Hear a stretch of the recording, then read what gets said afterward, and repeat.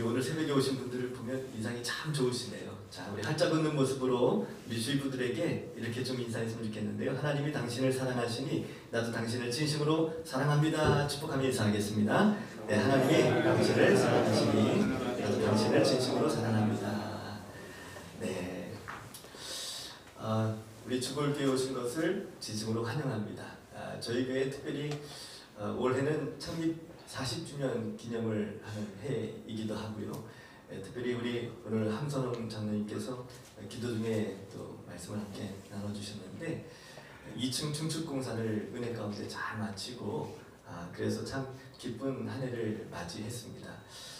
사실 이렇게 되면 좀 외부의 손님들도 좀 초청해서 또 행사도 하고 또 예배도 드리고 하는데 저희 교회에서는 내부적으로 그렇게 하지 않기로 했습니다. 조용히 그저 하나님께 감사하고 또 그냥 지나가는 걸로 했는데 이렇게 우리 홀리클럽 원주시 성시화를 위해서 애쓰시는 분들과 함께 새벽에 이런 은혜들을 나누게 되어서 참 감사하고요. 그래도 기념 선물은 준비했습니다. 수건을 좀 준비했는데 오늘 가실 때 그냥 가지 마시고 수건 하나씩 나가실 때 하나씩 받아가시면 감사하겠습니다. 자, 오늘 원주시 성시화를 위해서 애쓰고 수고하시는 분들과 함께 저희 교회 오시니까 제가 또 담임 목사이기 때문에 또 어쩔 수 없이 말씀을 나누는 자리에 서게 되었는데 어떤 말씀을 나누면 좋을까 기도하다가 우리는 모두 한국 선교사입니다 라는 제목으로 함께 말씀을 주셔서 함께 나누고자 합니다. 말씀의 제목을 한번 좀 같이 한번 해보실까요? 우리는 모두 한국 선교사입니다. 시작! 네, 감사합니다. 여러분, 저는 사실 불교 출신이에요. 저희 부모님이 불교 신앙인이셨는데 그런 제가 지금 이렇게 목사가 되어서 이 자리에 서 있다는 자체는 너무 감사한 일이죠. 저희는 우상 숭배하던 집안이었기 때문에 또 명절만 되면 또 조부모님 기일만 되면 또 그렇게 조상 제사를 지내면서 우상을 숭배했던 귀신을 섬겼던 가정이었단 말이에요. 그런 저 같은 사람이 이렇게 목사가 되어서 이 자리에 설 수 있는 것은 오직 하나님의 은혜임을 고백합니다. 제 인생 가운데 하나님이 저에게 주신 복을 좀 이렇게 둘러보면서 하나님이 제게 주신 복, 가장 큰 복 두 가지를 꼽으라면 저는 첫 번째, 하나님의 자녀가 된 것, 그리고 두 번째, 복음을 증거하는 삶을 살게 된 것. 저는 이 두 가지가 저의 인생 가운데서 가장 큰 복이라고 생각해요. 사실은 이 복은 저에게만 주신 복이 아니라 이 자리에 계신 우리 모두에게도 동일하게 주신 하나님의 복이겠죠. 하나님은 이렇게 우리에게 엄청난 복을 주셨어요. 하나님의 자녀가 되게 하셨고 복음을 증거하는 축복의 통로가 되게 하셨단 말이죠. 이 두 가지를 우리가 어떻게 하면 삶 속에서 누릴 수 있을까? 이걸 좀 고민해 보니까 세 가지가 있어야겠더라고요. 첫 번째, 우리의 삶의 목적을 예수님께 두어야 되는 거죠. 여러분, 목적지가 다른 두 사람은 함께 동행하다가도 결국은 목적지가 다르면 헤어지게 되어 있더라고요. 예수님과 우리의 관계도 마찬가지입니다. 이제 우리가 예수님과 헤어질 수 없는 관계가 되었다면 우리의 목적이 같아야 되는 거죠. 예수님과 우리의 목적이 같은지를 좀 점검해 보면서 우리가 인생을 어떻게 살아가야 될지를 좀 생각해 보는 시간을 갖고자 합니다. 많은 그리스도인들이 예수님께 받은 은혜가 참 많지만 우리가 예수님으로부터 우리가 받는 선물들에는 관심이 있지만 정작 예수님 자체에게는 관심이 없는 경우들이 많아요. 우리가 사업 잘 되는 거 바라고, 몸이 건강한 것 간절히 바라고, 자녀가 잘 되는 것 바라고, 우리가 기도 응답 받는 것 간절히 원하지만 그것을 주시는 주님께는 관심이 별로 없는 경우들이 있단 말이죠. 여러분, 예수님이 이 땅에 오신 목적이 무엇입니까? 바로 영혼을 구원하러 오셨잖아요. 우리 또한 우리의 인생의 목적이 예수님이 이 땅에 오신 목적과 동일해야 될 줄로 믿습니다. 예수님은 항상 죽어진 영혼들, 지옥 가는 영혼들을 향한 생각뿐이셨는데 그렇다면 우리도 인생을 살아가면서 우리 생각 속에, 마음 속에 온통 지옥 가는 영혼들을 어떻게 하면 살릴 수 있을까에 대한 부분을 생각해야 되는 거죠. 구원받은 하나님의 자녀인 우리들의 인생에서 우리의 삶의 목적이 바로 이 예수님의 목적과 같아야 될 줄로 믿습니다. 이 사도 바울이 그런 마음을 가지고 인생을 사셨잖아요. 사도 바울의 인생의 목적도 오직 예수님이셨고 예수님이 기뻐하시는 일들을 위해서 인생의 전부를 바쳤던 인생, 바로 사도 바울의 인생입니다. 이 사도 바울의 인생의 모습을 보면 그가 기록한 서신서의 말씀 속에 어떤 마음을 품고 인생을 살아왔는지, 또 어떤 믿음을 가지고 또 복음을 전하는 삶을 살아왔는지를 알 수가 있는데요. 고린도전서 10장 31절에도 보면 바울이 이렇게 고백하고 있어요. 무엇을 먹든지 무엇을 마시든지 오직 하나님의 영광을 위해서 하라. 바울은 먹든지 마시든지 무엇을 하든지 오직 하나님의 영광을 위해 살아온 인생을 살았어요. 빌립보서에도 보면 살든지 죽든지 내 몸에서 그리스도가 존귀하게 되는 것을 원한다 했어요. 고린도후서 5장 9절에도 이렇게 되어 있어요. 그런즉 우리는 몸으로 있든지 떠나든지 주를 기쁘시게 하는 자가 되라고. 오직 예수, 오직 영혼 구원에 관심을 가졌던 사도 바울의 인생. 이 일을 위해서 사도 바울은 자기가 가지고 있던 모든 배경, 자기가 유익하다고 생각했던 모든 것들을 다 배설물처럼 여기는 믿음의 삶을 살았습니다. 오직 예수, 오직 전도. 오직자가 붙으면 항상 좀 극단적인 느낌이 좀 들죠. 그러나 이 복음의 삶을 살아가는 믿음의 사람들의 삶 속에는 사도 바울처럼 오직이라는 말이 우리 인생에도 붙어야 될 줄로 믿습니다. 우리 홀리클럽 살아가는 우리 모든 홀리클럽 회원 여러분, 우리들의 삶 속에도 바울처럼 우리들의 삶의 목적이 예수님께 있어서 홀리클럽 회원답게 우리 원주시를 변화시키는 축복의 통로가 다 될 수 있기를 간절히 소망합니다. 두 번째는 하나님이 주신 복을 우리가 어떻게 하면 누릴 수 있는가. 두 번째는 전도자가 누릴 축복을 바라보아야 된다는 거죠. 하나님이 전도자들에게 주시는 복이 있더라고요. 마가복음 16장에 보면 하나님이 어떤 복을 주셨냐면 복음을 전할 때 특별히 그 복음을 전하는 사람들에게 따르는 표적을 주셨다 했어요. 마가복음 16장 20절 말씀 같이 한번 읽어보실까요? 시작. 제자들이 나아가 두루 전파할세 주께서 함께 역사하사 그 따르는 표적으로 말씀을 확실히 증언하시니라. 복음을 증거할 때 따르는 표적을 주셨다는 거죠. 저는 우리들이 복음을 증거할 때도 이런 표적이 좀 나타났으면 좋겠다, 이런 소망의 마음이 있어요. 어떤 표적이 따릅니까? 그 앞절에 보면 그 표적이 무엇인지를 말씀해 주셨는데, 믿는 자들에게는 이런 표적이 따르리니, 그러면서 주님 말씀하신 것이 그들이 내 이름으로 귀신을 쫓아내며. 여러분, 우리가 복음을 증거할 때 귀신이 떠나가는 역사도 있어야겠죠. 아멘이십니까? 새 방언을 말하며 뱀을 집어올리며 무슨 독을 마실지라도 해를 받지 아니하고 병든 자에게 손을 얹은 즉 나으리라. 어떤 사람들에게 이런 일들이 나타난다고요? 믿는 자들에게. 여러분, 특별히 은사가 있는 사람들에게 이런 표적이 나타나는 게 아닙니다. 믿는 모든 사람들에게 나타나는 표적이라는 거죠. 그러니 여러분, 우리에게 믿음만 있다면 지금 이 시대를 살아가고 있는 우리들에게도 이런 표적들이 나타날 수가 있게 되는 거죠. 홀리클럽 회원 여러분의 삶 속에도 복음을 증거하실 때 이런 표적이 나타나게 되시기를 축복합니다. 오늘 본문의 말씀이었던 다니엘 12장 3절 말씀에도 전도자가 받게 되는 복에 대해서 이렇게 말씀합니다. 오늘 함께 읽었던 본문 말씀 다시 한번 읽어보실까요? 시작. 지혜 있는 자는 풍창의 빛과 같이 빛날 것이요 많은 사람을 옳은 대로 돌아가게 하는 자는 별과 같이 영원토록 빛나리라. 여러분, 온 인류의 역사가 어떻게 끝이 나는지 아십니까? 온 인류의 역사는 모든 민족에게 복음이 증거되면 마태복음 24장 14절에서 말씀하신 것처럼 그제야 끝이 오리라 라고 말씀하셨어요. 그래서 전도자가 그 어떤 것보다 제일 귀한 존재라고 볼 수 있는 거죠. 하나님이 이 귀한 사역을 천사들에게 맡기지 아니하시고 오직 전도자들에게 이것을 맡기셨단 말이에요. 전도자들에게 맡기셨어요. 복음을 증거하는 이 일을.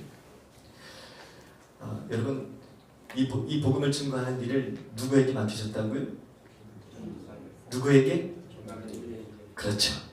전도자에게라고 말을 했지만 센스가 있으신 우리 장로님들이 나에게라고 대답을 해주셨어요. 맞습니다. 우리를 통해 그 일을 우리에게 주님이 맡겨주셨단 말이에요. 새벽 시간이라 이거를 연극하시는 분들에게 좀 부탁을 좀 드릴까 하다가, 저희 교회는 자랑거리가 몇 가지가 있는데 연극팀이 있어요. 배우들이 있어서 이렇게 나와서 또 연기도 하고 그러는 시간들을 종종 가졌어요. 근데 오늘 원주시 성시화를 위해서 홀리클럽 회원들이 오는데 이 연기를 한번 좀 할까 생각을 하다가 새벽 시간이라 또 배우 중엔 또 엄마도 있고 애기를 돌봐야 되고 또 출근해야 되고 이런 분들이 있었어서 두 분의 장로님들에게 한번 부탁할까 하다가 그냥 참았습니다. 저희가 연기했던 그 연극 중에 왜 말해주지 않았어요? 라는 제목의 연극이 있었어요. 여기 계신 분들 이렇게 보니까 전에 저에게 오셔서 그 연극을 보신 분도 계신 분이 계신 것 같아요. 내용이 이렇습니다. 이 제목이 왜 말해주지 않았어요? 라는 제목이기 때문에 이 내용에 대해서 대략 짐작이 되시죠? 두 친구가 등산을 가기 위해서 차를 끌고 가다가 그만 교통사고가 난 거예요. 큰 트럭이 앞에서 다가와서 교통사고가 났어요.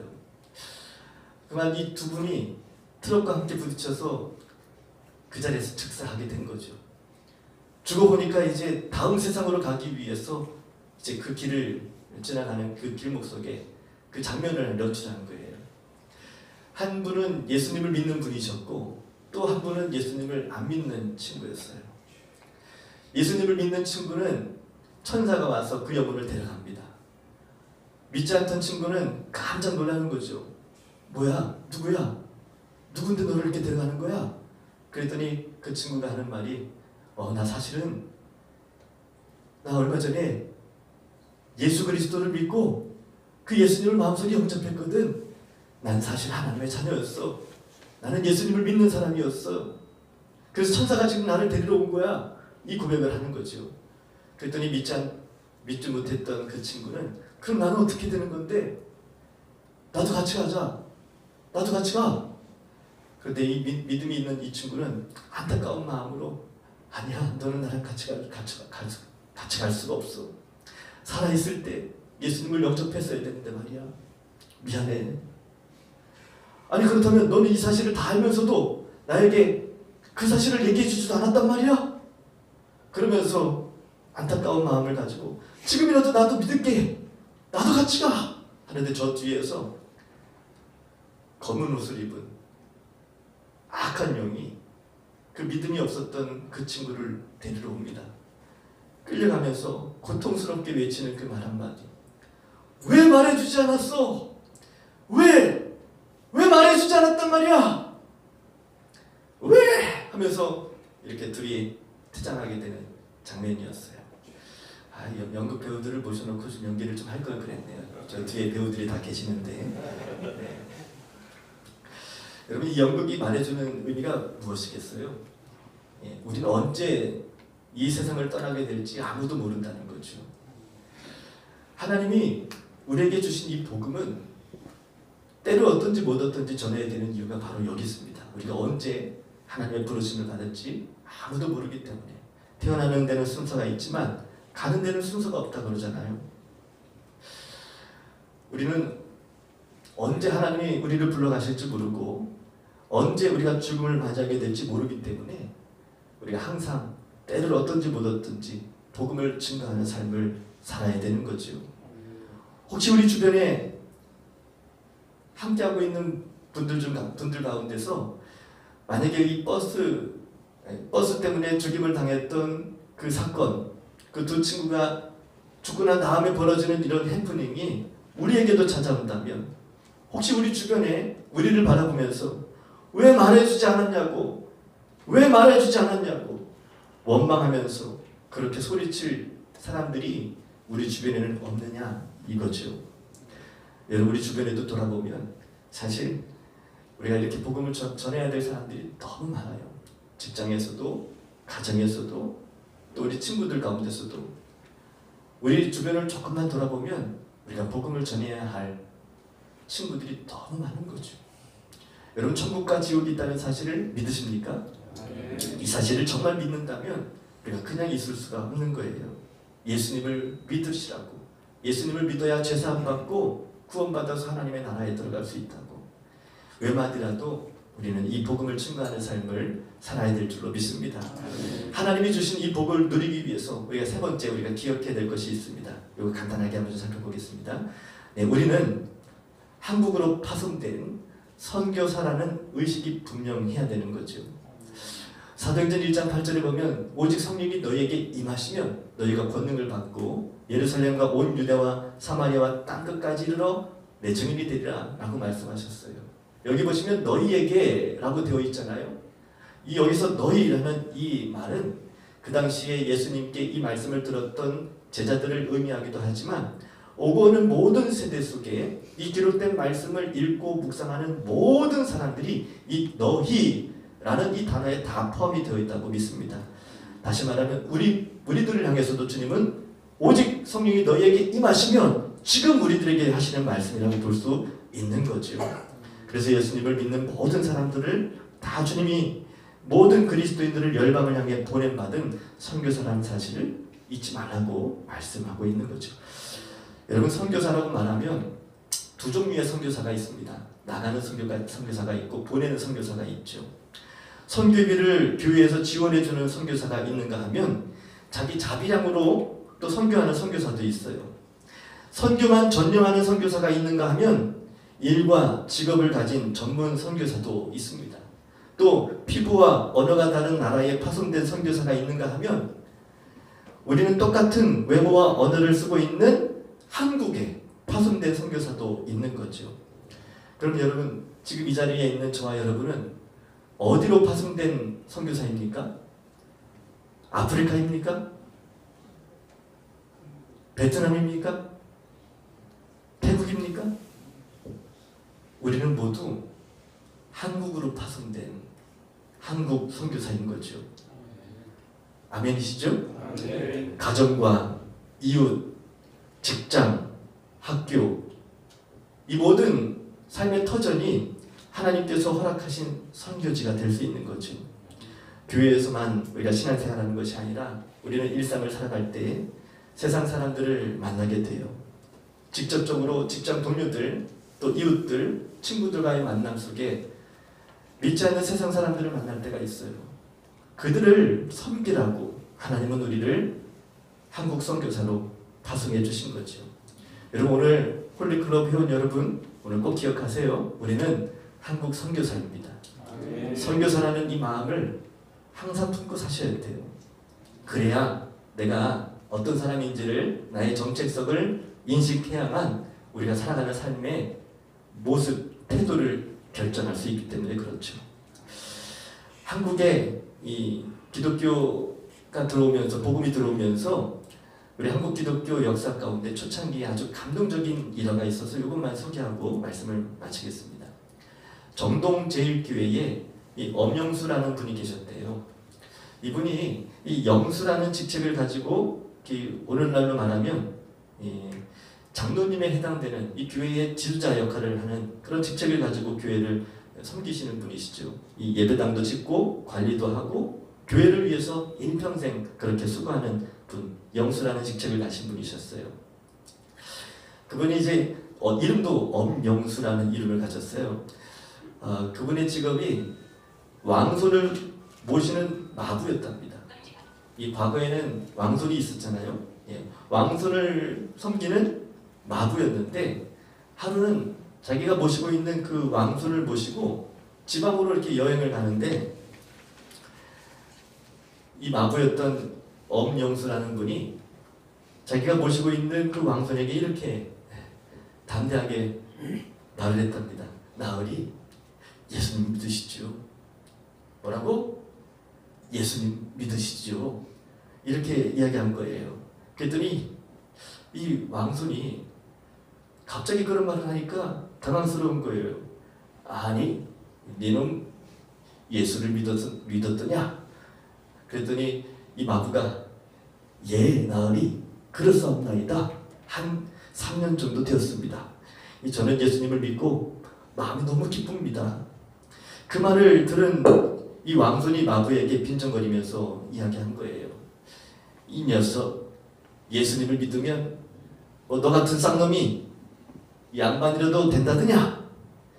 그랬더니 이 엄영수가 이런 말을 했어요. 나으리, 예수님을 믿는 도리는 그런 것이 아닙니다.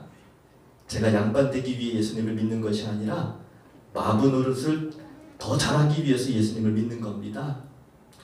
이 말에 이 왕손이 마음의 감동을 받아서 그 왕손도 예수님을 믿게 되었다는 거죠.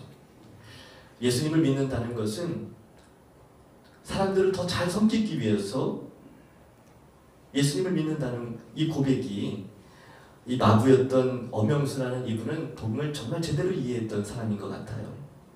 예수님을 믿으면 내가 더 높아지려고 하는 것이 아니라 오히려 더 낮은 자리에서 더 겸손하게 예수님처럼 희생하고 사랑하고 섬기게 되는 거죠.